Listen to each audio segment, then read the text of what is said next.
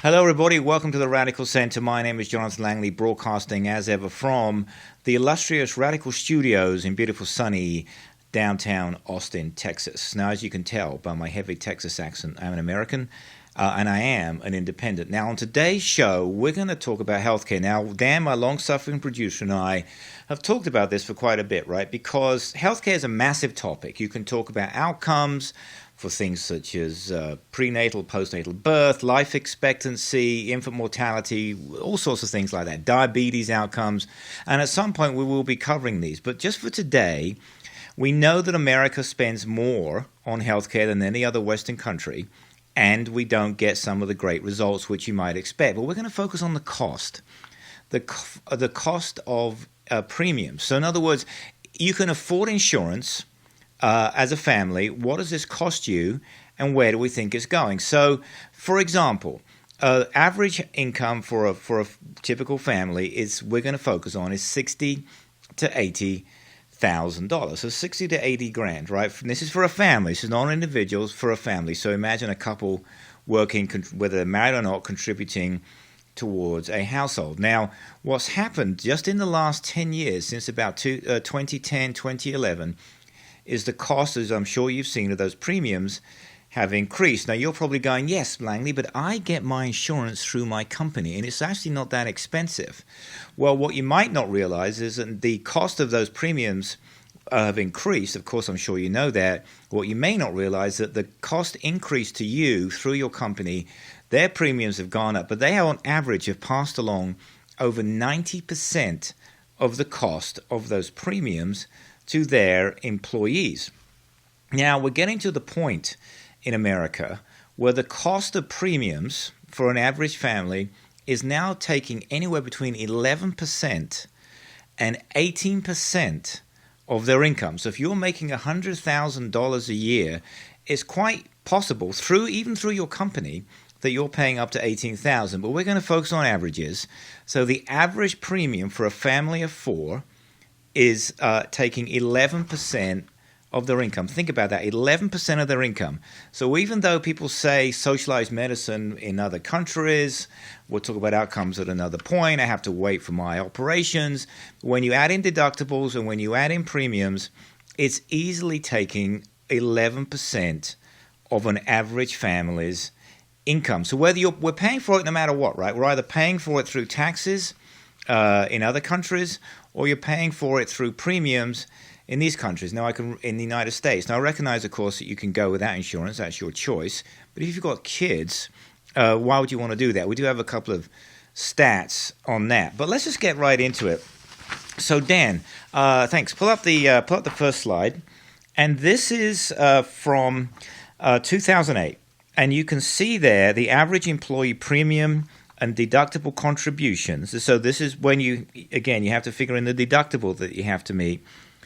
In the states in light blue, it was less than 10%. And for the states in darker blue, it was costing a family at that time, the average family, 10% of their income or above if you're in that dark blue. So and primarily it's southern states, as you can see. So essentially, if you were making the average family income in 2008, you were spending, if you lived in Texas, where we're broadcasting from, then you were easily paying over 10%, on average, over 10% of your income with deductibles went to the cost of your health insurance. So that's a massive undertaking for many families, which is no wonder why back then 45 million Americans didn't have health insurance. They just couldn't afford it. They went without it. So let's move on to the next one. Dan, put the next one up, please. Thank you. So this is from 2018, the latest data we have. It's the same basic premise. What states exceed 10% of household income? And by the way, whereas last time it was predominantly Republican states, as you can see, here it's a complete mix. Essentially, every state in the union is having to spend, as an average family, they are spending well over 10% of their income on premiums and deductibles for health insurance. However, it's worse. For those of you who are sharp-eyed and look in the left-hand side, you'll see that the graphic has changed slightly. Whereas before, it went from the light blue states went up to 9.9%, and then the higher states were 10 to 11. As you can see, for the really dark blue states, it's probably kind of hard to see. There's a sort of a medium blue there. But for the dark blue states, which does include Texas and Florida, in this case, the premium contribution with deductibles has now increased up to 16.5%, 16.5% of an average family's income now goes towards premiums and deductibles, even if you're getting it through your company.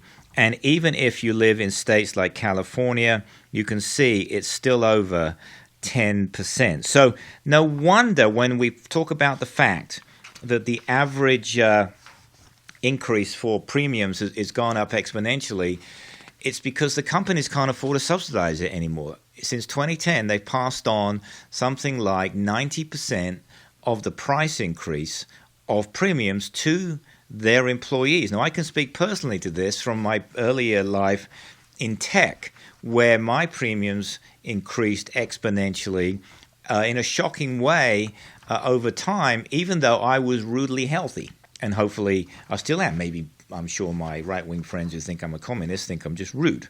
But nonetheless, there you go. So Dan, put up the next slide, please. So no surprise, from 2019, the reasons for being uninsured among non-elderly adults, no surprise, close to 74% of these people who didn't have insurance felt they couldn't afford it. Well, it's hardly a surprise, is it, that you couldn't afford it when you think about it now takes, for some states, 16% of your income. 16% of your income goes to premiums. So if you're making $100,000 a year, $16,000 of that, for a family of four, goes towards premiums. And if you're making less, and maybe if you're in a state that even if it's 10 or 12%, you're still spending massive amounts of money every month on health insurance. So think of it like a tax.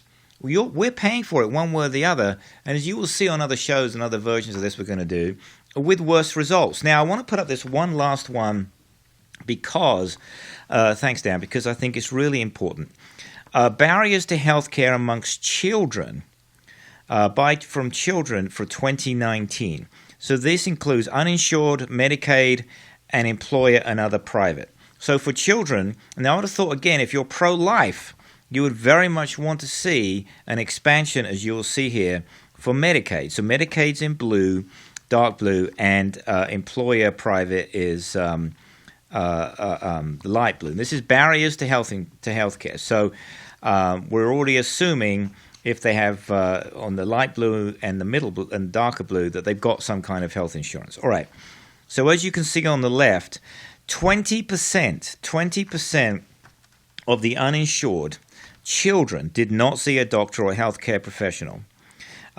17, nearly 18% did not go to a usual source of care. It doesn't, in other words, perhaps they didn't have a family pediatrician and so forth.